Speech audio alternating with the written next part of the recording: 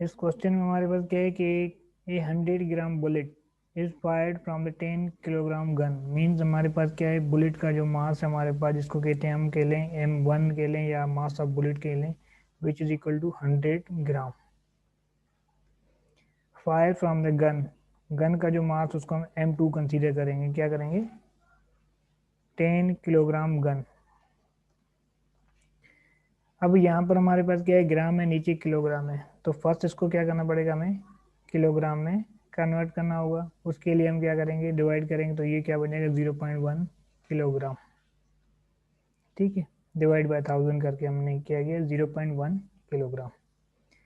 उसके बाद बोला कि विथ ए स्पीड ऑफ ए, जो बुलेट जो फायर हो रही है जिसकी V1 जो हमारे पास है which is equal to 1000 metre per second, 1000 metre per second.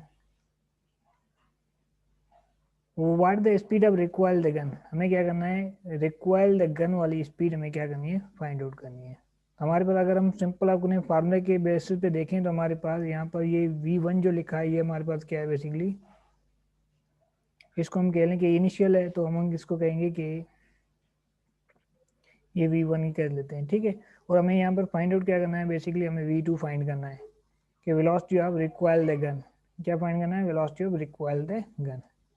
तो इसके लिए हम हेल्प लेंगे law of conservation of momentum. क्या लेंगे, law of conservation of momentum,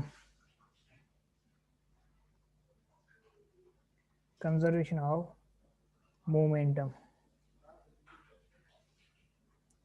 ठीक है, law of conservation of momentum, जिसमें हमने पढ़ा है कि हमारे पास क्या था कि M1 U1 plus M2 U2 is equal to M1 V1 plus M2 V2। ये हमारे पास क्या है, law of conservation of momentum. Momentum before the collision is equal to momentum after the collision. इसी चीज को अगर फर्दर देखें तो हमारे पास क्या है कि गन से हमारे पास क्या हो रही है, बुलेट निकल रही है। ठीक है, ये हमारे पास सिंपल एक गन है और यहाँ से हमारे पास क्या है, बुलेट निकल रही है। ठीक है, जब पहले क्या होगा कि गन से बुलेट निकलने से पहले क्या होता है, बुलेट और गन दोनों क्या होते हैं, रेस्ट में होते हैं। क्या होते हैं बेटा, बुलेट और गन दोनों क्या होंगे, हमारे पास रेस्ट में होंगे। क्योंकि बुलेट और गन, क्योंकि हम कह लें कि हमारे पास इनिशियल जो वेलोसिटी है U1 वो भी 0 है और U2 भी हमारे पास क्या है, 0 है, because bullet and gun both are at rest before the firing of the bullet. तो उस कंडीशन के लिए हम क्या करेंगे, U1 और U2 दोनों क्या लेंगे, 0। तो मोमेंटम बिफोर द कूलियन क्या है बेटा, momentum before the collision which is equal to momentum after the collision. ये हमारे पास क्या है, law of conservation of momentum है। जब बुलेट और गन दोनों 0 है तो हमारे पास क्या होता है कि बिफोर द कूलिंग जो मोमेंटम होगा वो क्या होगा, 0 होगा, बिकॉज U1 0 और U2 भी 0 है। तो यहाँ पर बच क्या गया हमारे पास, यहाँ पर इक्वेशन जो बची हो गया M1 V1 is equal to M2 V2, M2 and V2। ठीक है, अब उसके बाद फर्दर इसको सोल्व करें, हमें फाइंड आउट क्या करना है, यहाँ पर V2 फाइंड करना है, क्योंकि हमारे पास बुलेट जो गन है, गन कितनी बैकवर्ड रिक्वायर होगी उसके लिए हमें क्या करना है। तो यहाँ पर हम क्या करेंगे, M1 V1 अगर इस साइड को उस साइड लेके जाए तो माइनस का हो जाएगा, ये क्या बनेगा M2 V2 बन जाएगा।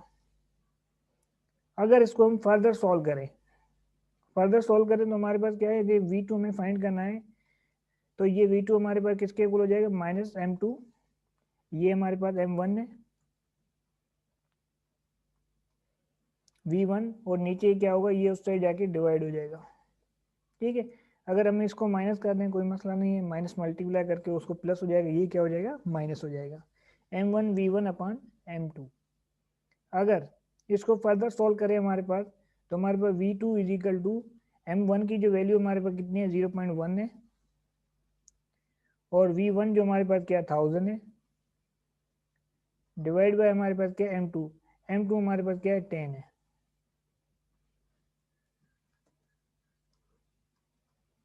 10, अगर इसको फर्दर देखा जाए तो अगर 0 0 में कैंसिल हो जाएगी यहाँ पर। ठीक है, तो वहाँ पर 100 बचेगा, 100 को जब हम 0.1 से मल्टीप्लाई करेंगे, ये क्या है 0.1 से मल्टीप्लाई करेंगे तो हमारे पास आंसर जो आएगा क्या आएगा, 0.1 से मल्टीप्लाई करने के बाद आएगा आंसर 10 मीटर पर सेकेंड। और ये जो वैल्यू होगी ये क्या होगी, माइनस में होगी। माइनस इसलिए क्योंकि जो ट्रेन है वो जो बुलेट है हमारे पास, वो क्या हो रही है, बैकवर्ड मूव कर रही है सम, जब क्योंकि according Newton third law of motion every action has always an opposite reaction. जब बुलेट आगे फायर होगी तो ये क्या करेगी, सिंपल से एक पीछे की तरफ फोर्स लगाएगी, उसकी वजह से हमारे पास क्या होगा, जो गन है वो पीछे की तरफ रिक्वाइल होगी। तो रिक्वाइल होने की जो स्पीड होगी, speed of recoil the gun which is equal to 10 metre per second. यहाँ पर नेगेटिव साइन बेसिकली ये इंडिकेट कर रहा है डायरेक्शन ऑफ द गन, कि गन किस डायरेक्शन के अंदर हमारे पास मूव कर रही है, ठीक है, उसको हम कहते हैं रिक्वाइल द गन।